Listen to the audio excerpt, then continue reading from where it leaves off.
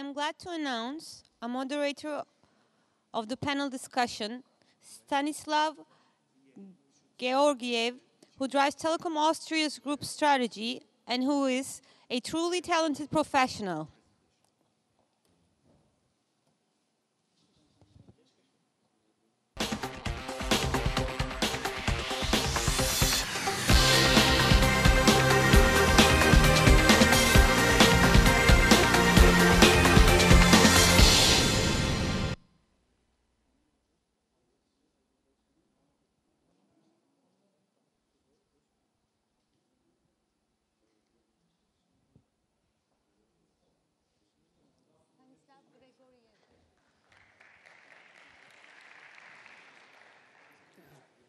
Sorry for the delay. We have a big lineup of stars, of industry leaders coming from the digital and content industry.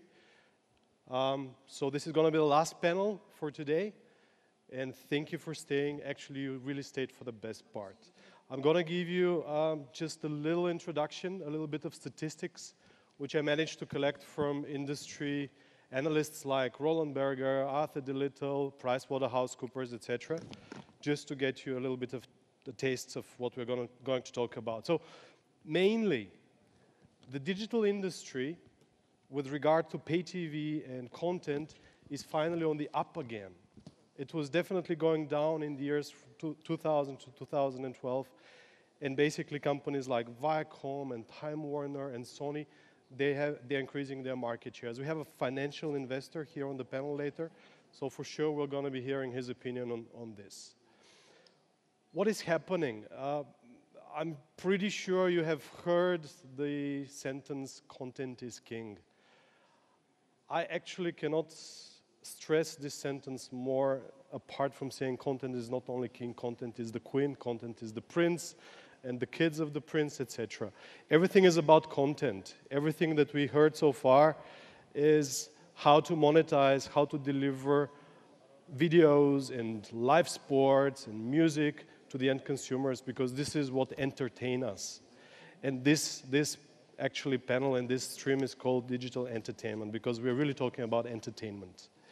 And talking about content, we usually had 3 regular stages. So we have the content production, which may come from studios or from some live events. We have the aggregation, which can be a TV channel or YouTube, and we have the distribution, which is the pay TV operators. However, this model really got disrupted in the recent times. What we see is that players from one pillar are stepping into the other pillars, like, for example, Netflix, which is an aggregator, right now is a producer. We see companies like UPC, who go into production as well. More or less what we're seeing is an industry which is being disrupted. And what really broke the news, it's Netflix. Everything is about Netflix. I won't even ask you if you have ever heard of Netflix or if you watch it, because I know how many hands I'm going to see in the room. And I think this question was asked before as well. But it's really about Netflix. Netflix completely changed the industry. Is it for good? Is it for bad? I think we're going to be hearing some opinion a little bit later.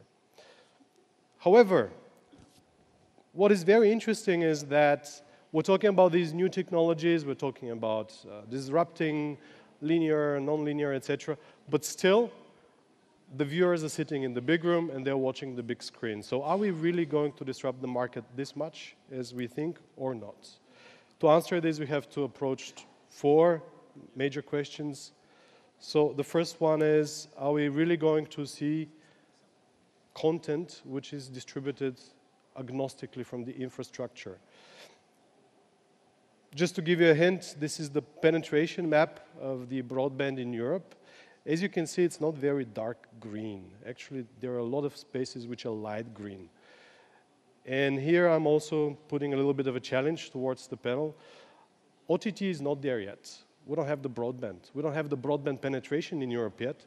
So the technology is there, the streaming servers are there, but the distribution is definitely not there yet. So definitely we are facing OTT penetration with you guys, because you live in the capitals, because you have good internet and broadband access, but we're definitely not seeing a ubiquitous penetration of OTT services. Something else, do we have the capacities? this is what happened with the Oscars, the live streaming. So one of the tweets is, "Dear Iro, I didn't sign up for buffering screen." So definitely we still are not there with the capacity to meet the demands and to meet the penetration of the services as we think they are. So will OTT replace the traditional pay TV players? Probably, but actually it's not happening. OTT turns out to be complementary. Right now there is only 1 to 2% of the Netflix users who have discontinued their pay TV service. So definitely we consider, at least analysts consider, that OTT is just an add-on and it is not really replacing the traditional methods. Something else, this is how much revenue is being made from the different distribution. So this is subscription, so pay TV versus OTT.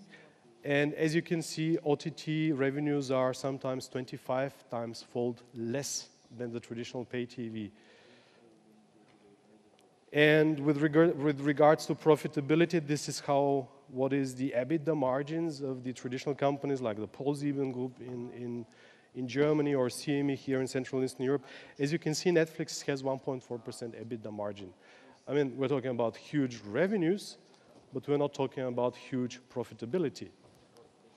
Still, this was bad news, but the good news is that actually there is a generation which is already lost for the traditional broadcasting, and this is the generation of the people aged between 16 and 34. At least this is what the statistics say. And also OTT is definitely a scale game. This is also the growth of the revenue and the profitability of Netflix. So locally in the States, it was definitely more profitable than in Western Europe. As you can see, the breakup margin is coming at around 11 million subscribers for Europe. So non-linear versus linear. So how are the viewers watching? I mean, are they watching catch-up? Are they watching live broadcast? Basically, the non-linear viewership is increasing, but it is following exactly the same patterns as for the linear. So this is a statistic from BBC's iPlayer. Basically, people really have the same peaks, but they're a little bit shifted more in time. So families with kids, they put the kids in bed and they watch the news or the movies at around 10 p.m. And what is happening with the multi-screen, the multiple devices? So this is the penetration of the smartphones and the tablets in Europe. As you can see, the penetration is growing significantly up. But this is actually the more interesting statistics. And we had people from AOL here earlier talking about user-generated content. So just, again, key information from this slide. People prefer to watch on the smaller devices short formats. They don't watch soccer games, they don't watch huge, big blockbusters. Basically, it's music videos, it is weather forecasts, and it is user-generated content. And before I open the panel and I invite the co-chairman and the other panelists, something in conclusion. Because we had people from Silicon Valley here as well, but again, content is the king. So the people in the Silicon Valley definitely are the smartest people on the planet. But it takes a different kind of intelligence to produce content and to produce TV, to produce it properly, and basically to entertain the people. So thank you for now, and I would like to invite my co-chair and the other panelists.